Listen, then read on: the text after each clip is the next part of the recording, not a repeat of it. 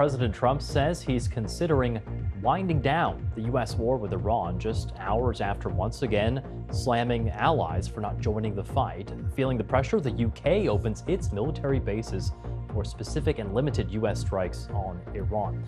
Day 21 now of the war, the Trump administration reportedly making heavy preparations to put U.S. forces on the ground in Iran. Oh, I think we've won. We've knocked out their Navy, their Air Force. We've knocked out their anti-aircraft. We've knocked out everything. We're roaming free. We'll be taking a look at whether the war on Iran is driving a wedge between President Trump and his own supporters. And more humanitarian aid heads to Cuba as the country grapples with another acute energy crisis. The BBC has a report from the ground there in Cuba. 3 weeks after the conflict began, Donald Trump says the US is considering winding down the war in Iran. The UK agrees to allow the United States to use British bases to launch strikes on Iranian sites targeting the Strait of Hormuz. The Prime Minister will hold an emergency meeting with the Governor of the Bank of England next week to tackle the impact of the war on the cost of living. Let's have a look at the front of today's newspapers. The Times leading on Sir Keir Starmer allowing the US to carry out strikes from British bases in order to protect the Strait of Hormuz. It says that the Prime Minister will chair an emergency Cobra meeting to discuss the soaring cost of living caused by the war in Iran. Well, the Eye says the UK is facing new tax hikes over what it calls the worst energy shock in history. It suggests the Chancellor will have to rethink her economic plans as a result of the conflict in the Middle East. Iran fires 2 missiles at the joint US-UK base Diego Garcia, the BBC understands. The attack is thought to have been unsuccessful. Mixed messages on the future of the war as President Trump says he may wind down the campaign against Iran, while Israeli Defense Minister Katz says that joint US-Israeli strike on Iran will increase significantly in the coming days. The President of Cyprus has sought assurance from the UK Prime Minister Keir Starmer that British bases in Cyprus will not be used for offensive action in the Iran conflict. Hello, good evening. The Foreign Secretary Yvette Cooper has said the UK will continue to support defensive action against what she called reckless Iranian threats, but won't be drawn into a wider conflict. The comments came after it emerged that Iran had fired 2 ballistic missiles at a British-American base in the Indian Ocean. The missiles were fired at Diego Garcia, part of the Chagos Islands, about 2,400 miles from Iran, beyond the range that Tehran's weapons were believed to have. The missiles didn't reach their target, and the incident is understood to have happened before the UK announced an expansion of US use of British bases last night. Well, as the conflict enters its 4th week, attacks have continued around the region, including in Iraq, where fire broke out at a US diplomatic building which was struck. Our World News correspondent Joe Inwood has the latest. Donald Trump claims Iran's military has been all but obliterated, but it is still firing back. This was a US diplomatic facility in Baghdad after a drone struck last night. And it seems Tehran is expanding not just its targets, but its range as well. It's emerged that Iran fired 2 missiles at the UK-US base on Diego Garcia, around 2,400 miles from the Iranian coast. Neither hit their target, but that is far further than their missiles were thought to be able to reach.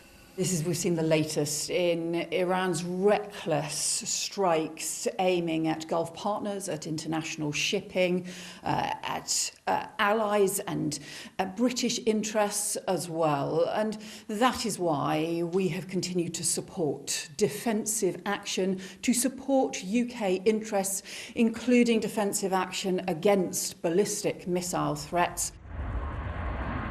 It's understood that the attack happened before Sir Keir Starmer agreed that US planes could use UK bases, for example RAF Fairford, to attack targets that could threaten shipping going through the Strait of Hormuz. That was met with a warning from Iran's foreign minister. Mr. Starmer is putting British lives in danger, Abbas Araghchi wrote. Iran will exercise its right to self-defence. Today, the US insisted the operation to keep the waterway open was going to plan, including taking out a key Iranian base using £5,000 bombs. We not only took out the facility, but also destroyed intelligence support sites and missile radar relays that were used to monitor ship movements. Iran's ability to threaten freedom of navigation in and around the Strait of Hormuz is degraded as a result, and we will not stop pursuing these targets. But that has not stopped Iranian attacks. In Israel, a nursery was badly damaged. It was empty at the time. Iran continues to strike targets across the region, including Gulf states, once its allies. While in Iran, state TV showed footage of a hospital it said had been hit by an airstrike. There have also been pictures emerging of a different kind. Iranians trying to enjoy a bit of normality amidst the chaos. This weekend was Nowruz, Persian New Year, as reflected in these messages sent to the BBC. Happy New Year to you. I'm very happy. Things are going well. That's because it's a few days since Tehran has been hit heavily. It's the first year that the evil king is no more. What could be better than this? And the regime is close to falling. So I'm full of hope and energy.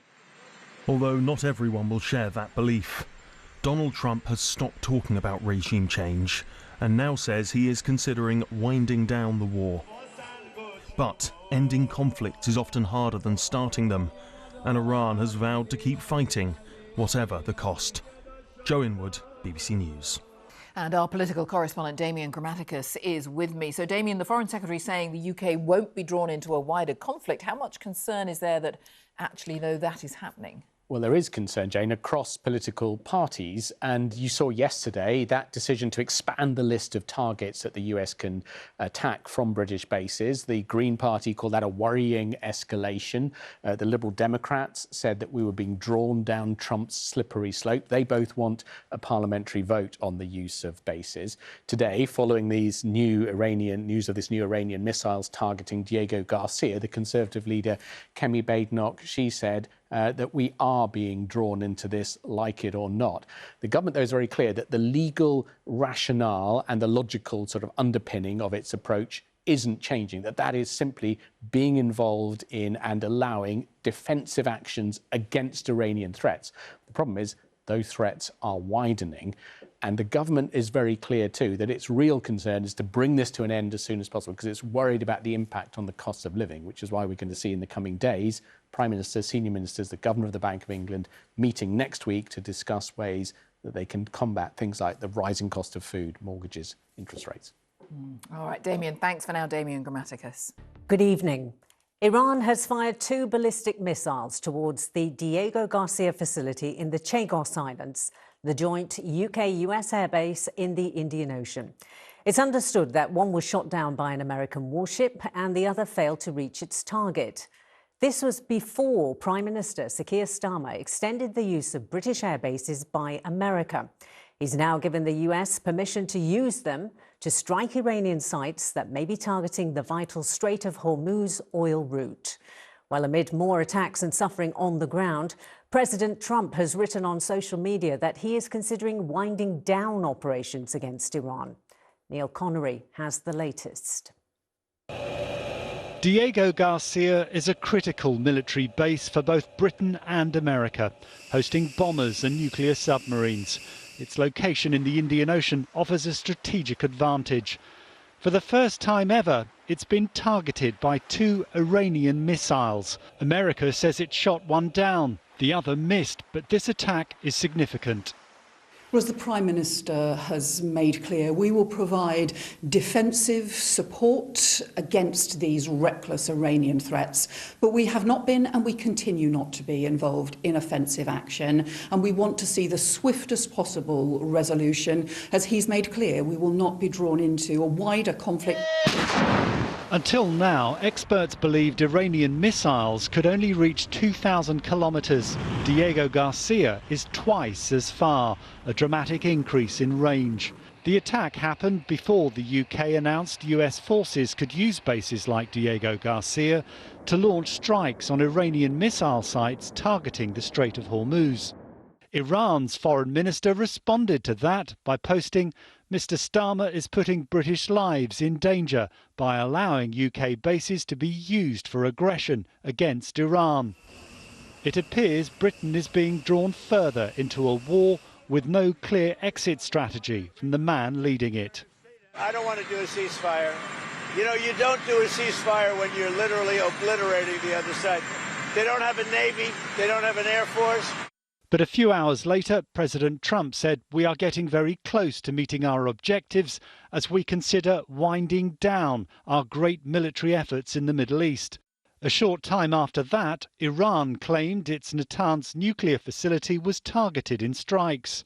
As attacks on energy facilities in the region increase, the UK has joined other countries expressing its readiness to contribute to efforts to protect the vital Strait of Hormuz. Neil Connery, ITV News. Here, there are political calls for the Prime Minister to face the Commons vote over his extension of the use of British air bases by the Americans. Fred Dimbleby is in Downing Street. And Fred, some politicians seem to fear that this could very slowly draw the UK further into the war.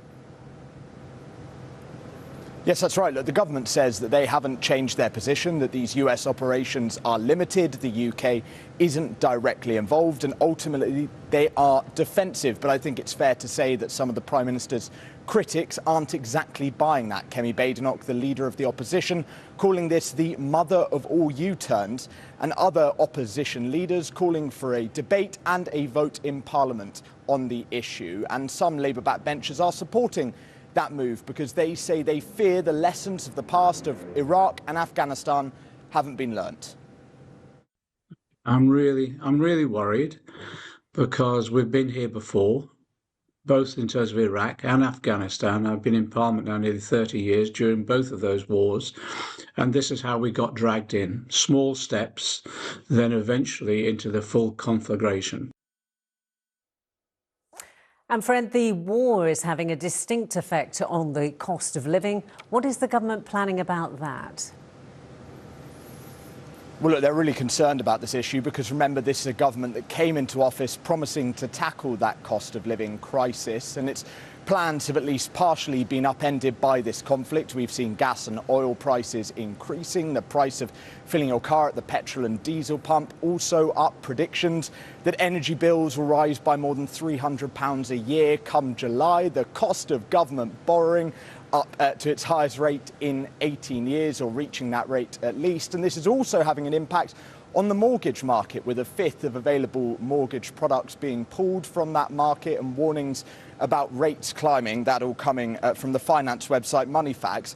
The PM is due to hold a COBRA meeting next week with senior cabinet ministers as well as the governor of the Bank of England, and what comes out of that and what support the government will offer down the line will have a major impact on how much we'll feel the cost of this conflict in our pockets.